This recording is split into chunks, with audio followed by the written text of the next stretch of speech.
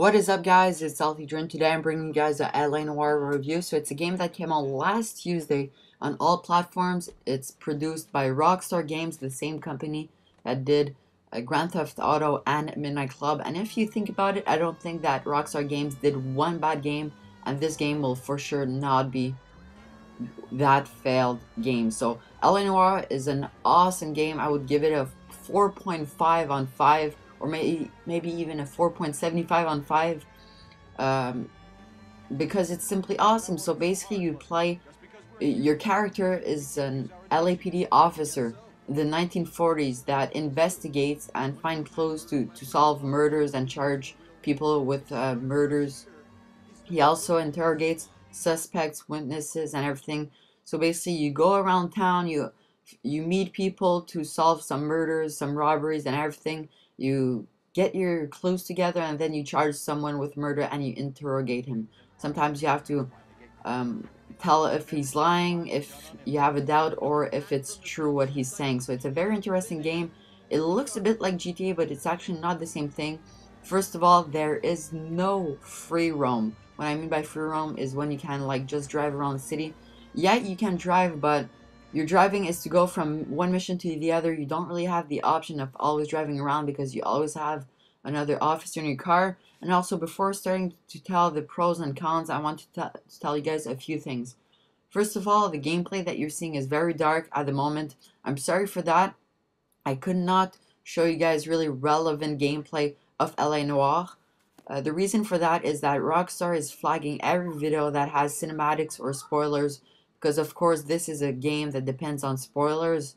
So I think I'm pretty sure they're flagging every video with spoilers, or yeah, spoilers. So I don't really want to take the chance of getting flagged. So I'm showing you guys some gameplays of me going through my notebook, of driving, of being in a gunfight and everything. So I hope that you guys don't mind that, and I hope that you guys will enjoy the gameplay.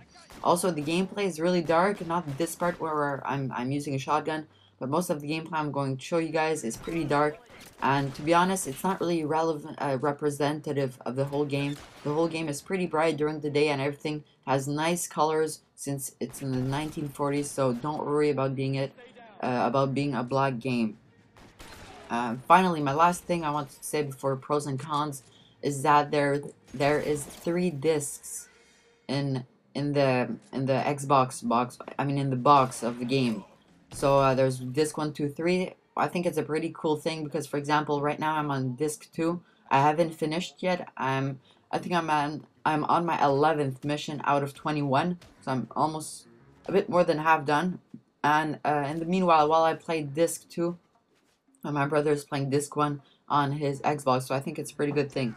So let's start right now with the pros and cons. I'm going to start with the bad things first, since they are less important and not really major things. They aren't really game breaker things. So first of all, the first mission is kind of boring, to be honest. I almost rage quitted the first mission. And guys, oh yeah, I forgot something. Right before you start the game, put your vibration on. You will not be able to play this game properly without your vibration, because when you get to when you have to search for clues, your controller will give mini pulsations of vibration, mini vibrations, my bad. And that will determine if there's a clue around you or not. So guys, please don't do the same mistake as me and enable your vibration. So yeah, the first mission is kind of boring. I almost rage quit it. It was kind of dark and less fun than the others, but when you get the first mission done, boom, it's gonna be super fun.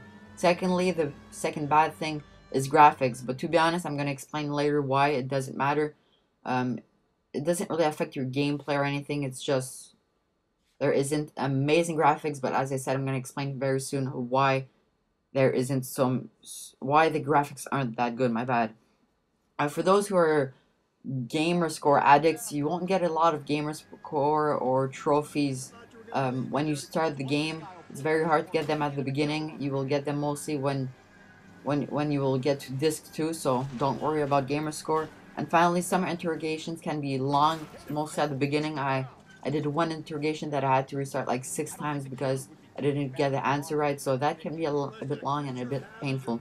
But let's go on the good things, because this game is mostly amazing. First of all, you guys will see that the emotions of the characters are amazing. They use the new technology using 35 cameras to capture all the emotions on a human's face, and they really put it well in the characters in the game. And of course, you need that to play because you have to determine if your suspect or if your witness is lying or not. So the faces are very well done. Of course, they're not really like perfectly like have good graphic, but they're very well done and very like they move very well. So that's awesome. The way to activate the GPS in the notebook is awesome. You have a side notebook that you see some gameplay of also. You have clues, locations, and people in there. Also, what is your mission and everything. That was a great thing. The missions are extremely fun, even if they get a bit repetitive, they're really fun.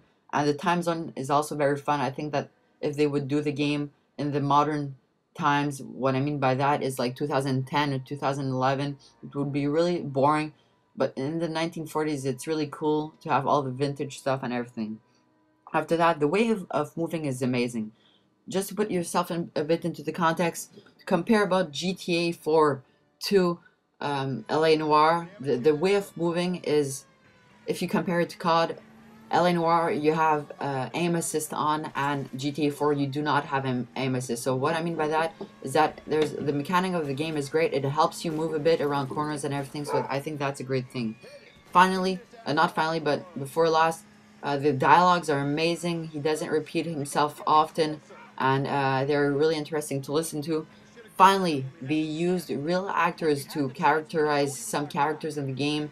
I will show you guys a picture right now, so you might recognize him from a movie or two. I don't really remember his name or in what movie he was. If you could let me know in the comments, that would be great. So they used some characters in the game. They didn't fill them. They only characterized them, and they used their voices. I think that was a great move by Rockstar. So basically, I'm giving this game a 4.5 or 4.75 out of 5. It's an amazing game. And guys, I plan on doing something called Review Saturday, where I review a product each Saturday. So please, guys, let me know in the comments what you think about that. Have a great day and go rent this game.